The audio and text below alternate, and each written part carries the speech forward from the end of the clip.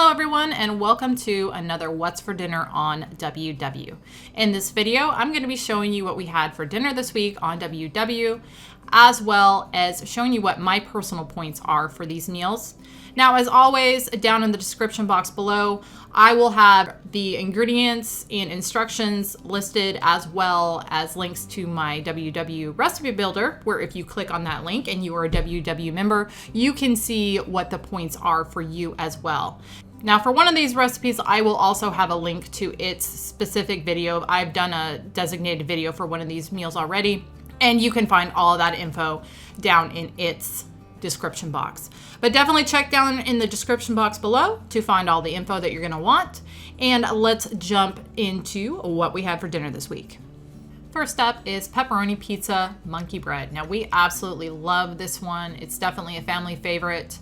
And this is the one that I have its own video for that I'll have linked down below. But this is very good stuff. It definitely hits the spot when you are craving pizza. This starts with making up your 2-ingredient dough. I do a double batch for this. So 2 cups of self-rising flour and 1.5 cups of fat-free plain Greek yogurt. So you're gonna add that to a large bowl, as well as some granulated garlic and some Italian seasoning. And then you're gonna just stir all of that together until it starts to form a dough. Like that. And then you're gonna take your dough and on a lightly floured surface, and I do factor in the flour to knead with, by the way. I think I have this one factored at 1/4 cup worth of flour, which is probably more than you actually need. But anyway, you're going to knead your dough for about 5 minutes. And then once I've got that dough kneaded, I take it and cut it in half.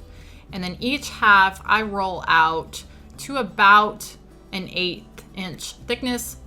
Now, the only reason I cut my dough in half and work with it in individual halves is just because I find it easier to do that, but you could definitely just roll out your whole dough ball and then cut it up.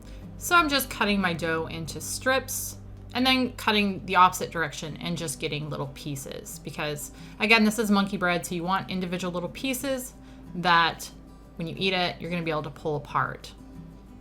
So once I've got that done, I go ahead and do the same thing with the other ball dough. And then I just add it into my bowl that I was using earlier. No reason to dirty up more dishes. And as I'm adding this in here, I'm trying to make sure those little pieces come apart, because again, you want the individual little pieces. And this dough is a little tricky to work with that, because I do tend to stick together. But I add all my cut up dough to my bowl. And then I add in some olive oil, some more Italian seasoning, and some minced garlic. And then I'm gonna add in some part skim mozzarella.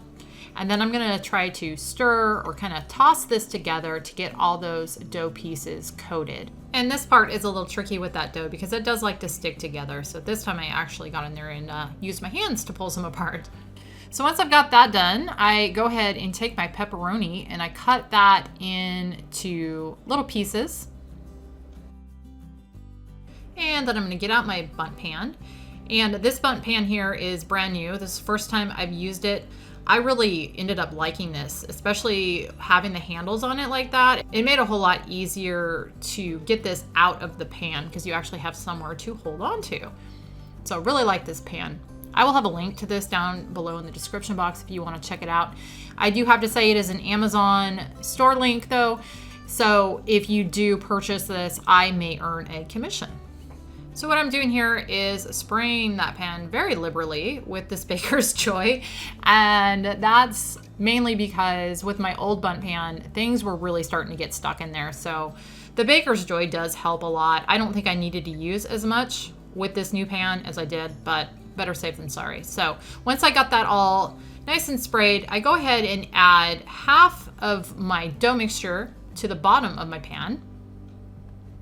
And then on top of that, I'm gonna add some marinara sauce. Now this is just my homemade marinara sauce that I use for most things now. I do have a recipe video on that. I'll link that up above and down below if you wanna check it out. Now this time that I made it, I didn't have crushed tomatoes. I used petite and it made it a little more chunky than I would have liked, but it was still pretty good. So I layer some of that, followed up with a layer of part skim mozzarella cheese, and then half of my pepperoni.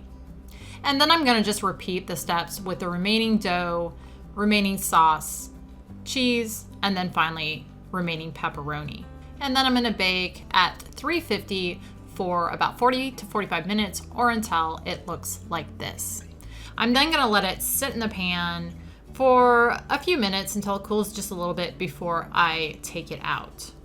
So once I take it out, I flip it back over to its top side, and here is what it looks like. And it came out really well out of that bundt pan. I was happy to see. And here is dinner.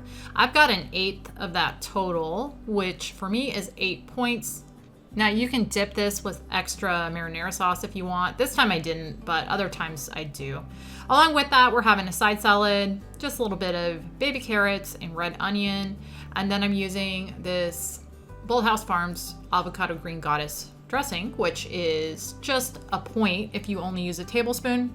So 1 point for my salad, 8 points for my pizza monkey bread is gonna make my dinner total for tonight 9 points.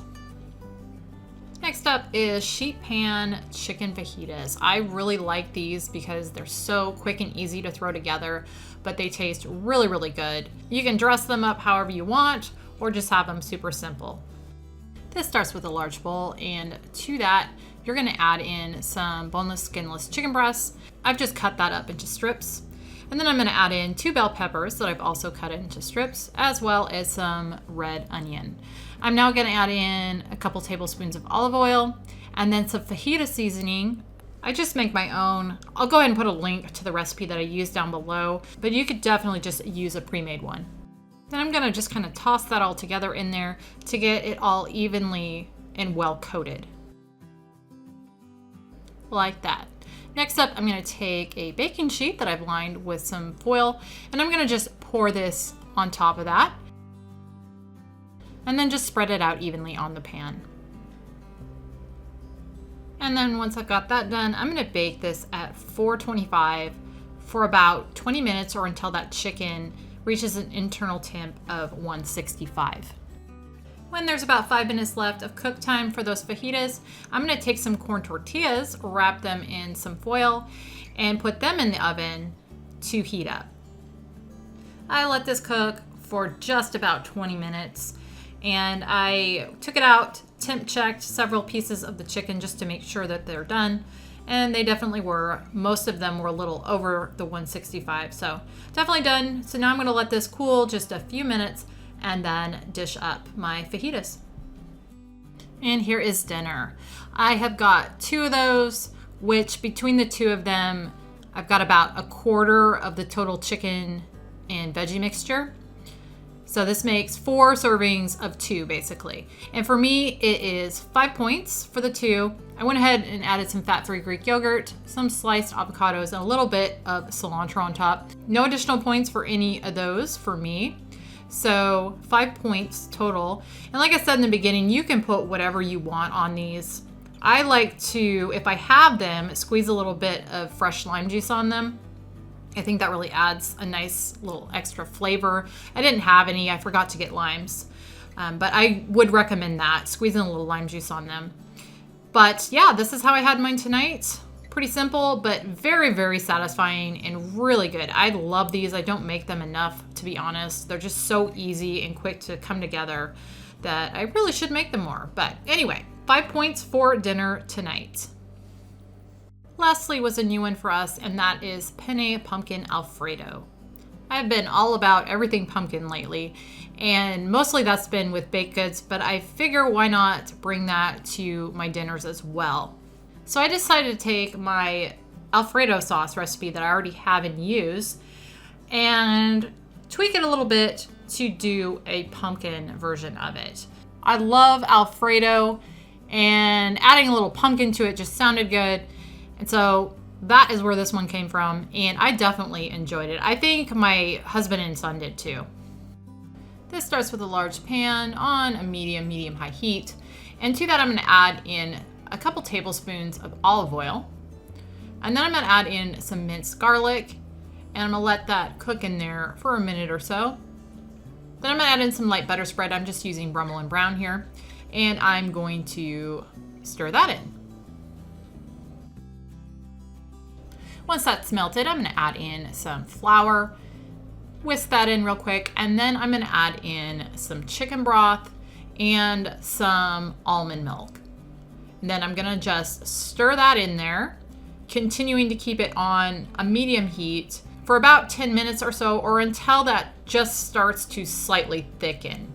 And then at that point, I'm gonna add in some Parmesan cheese, some freshly ground black pepper, and a pinch of nutmeg. I'm gonna turn my heat down to low and let this simmer for about 10 minutes while I occasionally stir it. At that point, I'm gonna add in some pumpkin puree, stir that in real well, and let this continue to simmer for an additional 5 minutes or so. Basically, until you get to the desired thickness. You can see here, this is already starting to thicken, and it only took about 5 more minutes for that to get to where I wanted it. And then while that sauce is finishing up, I go ahead and get my wheat pasta cooking to al dente. Once that pasta is cooked, I go ahead and add it into my sauce, toss it until all that pasta is nicely coated, and then that is all there is to this one. All right, I've got a serving of that. I weighed it out and I got just over 32 ounces total. So I divided it into 4 servings of 8 ounces, or what ends up being about a cup and a half per serving. So that's what I've got here. And that for me is 7 points. I went ahead and added a little bit of red pepper flakes to the top of mine, just for a little extra kick. Over here, so 7 points for the pasta, and then over here I've got a side salad with a little bit of this dressing here that I've showed a bunch of times, and that is a point. I've only got a tablespoon on there. So point for the salad, 7 for the pasta is gonna make my dinner total for tonight 8 points. Now, I've already given some of this pasta to my son. He's actually eating it right now, and he really likes it.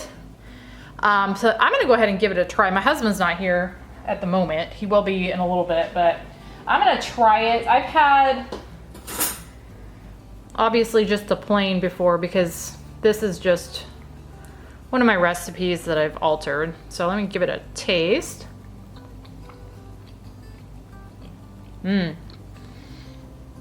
That's really good. Yummy, yummy. I think that pumpkin adds a really nice little flavor to that. Other than just the plain one.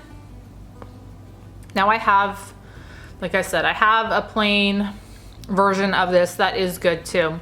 But I really like that pumpkin in there.